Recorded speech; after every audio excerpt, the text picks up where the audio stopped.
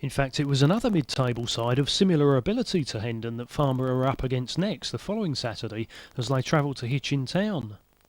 Despite losing 5-2 at home to Aldershot in their previous match though, Hitchin manager Andy Melvin decided to keep exactly the same side, which obviously sounded like good news for Farnborough. Graham Wesley though made one change to his line-up, with Tony Taggart preferred to Chris Piper after his impressive performance after coming on as a substitute against Hendon, but Ian Baird managed to keep his place in the starting 11 ahead of Paul Fewings. Unfortunately, Hitchin's Topfield Stadium was one of those grounds where it was impossible to get a good vantage point to film the game from, but from what we could see it did look as if Farnborough were a bit lucky to get themselves out of trouble after just 8 minutes, when keeper Stuart McKenzie got into a mess on the edge of his area and Barry Laker had to head Nathan Lamey's overhit cross off the line from under the crossbar, or so it appeared from this angle. However, Lamey definitely hit the target just seconds later as Hitchin kept the pressure on after the resulting corner, but McKenzie looked a lot more convincing this time as he made an excellent save low down to his right. Farnborough pulled themselves together though and made sure they marked the lively Lamey a bit tighter after that, while at the other end they created the first chance of their own in the 11th minute when Ian Baird showed what he was in the side for with a clever-headed layoff to set up Gary Crawshaw, but he produced a poor first touch in front of goal and allowed Hitchin keeper James Robinson to smother the ball before defender Tim Allpress conceded a rather needless corner.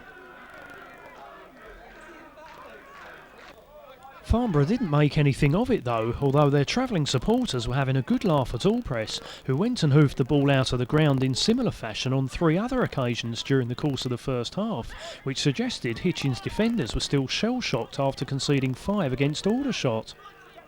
However, midfielder Carl Williams couldn't be blamed when he gave away a penalty in the 15th minute, as Tony Taggart's attempted cross hit him on the arm from the sort of range which is normally interpreted as being too close and therefore an accidental contact. However, actually converting the spot kick was no formality, with that part of the penalty area being so churned up, but it didn't seem to bother Lenny Piper, who gave Farnborough the lead very convincingly. Although referee Gary Ives did Farnborough a favour there, he did give a strange decision against them in the 33rd minute when he booked Jimmy Dack for what appeared to be just an accidental collision with Hitchin's Carl Williams, in which Dack actually came out worse and needed a couple of minutes treatment. And indeed it was no wonder those 2 Farnborough supporters on the far side were laughing in disbelief.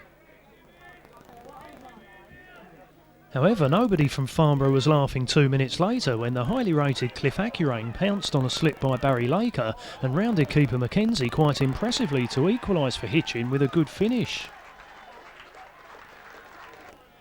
Once again though, Farnborough answered back by producing a clear-cut chance of their own shortly afterwards when Gary Crawshaw forced Hitchin's Rob Keane into a mistake in the 40th minute, which led to Crawshaw himself collecting Lenny Piper's brilliant backheel pass, and when the ball then fell conveniently into the path of Jimmy Dack just 6 yards out, it seemed a certain goal, but somehow it ended up sailing high over the stand roof, and on this occasion it didn't look as if the pitch was to blame either.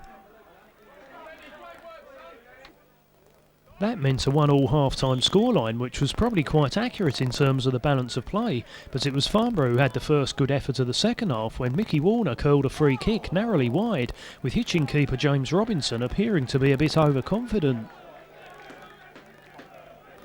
Hitchin though had already shown in this match that they were a lot better defensively than that 5-2 defeat to Aldershot suggested, and indeed they'd been inconsistent like that all season. Unfortunately for Farnborough, this was one of Hitchin's better days, and because of that it was starting to look as if Farnborough's run of 14 wins in a row might come to an end here. And despite Graham Wesley bringing on all 3 substitutes at various stages in the second half in an effort to break the deadlock, that free kick from Mickey Warner ended up being the only decent shot at goal from either side after the break until the 83rd minute.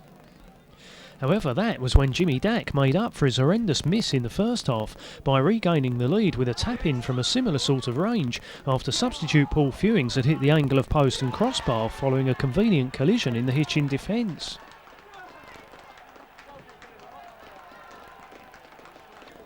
Of course, that clearly eased Farnborough's nerves and really lifted them for the last 7 minutes or so, especially Dack, who almost made it 3-1 in the 86th minute with a superbly struck long-range shot, which forced an excellent save from keeper Robinson.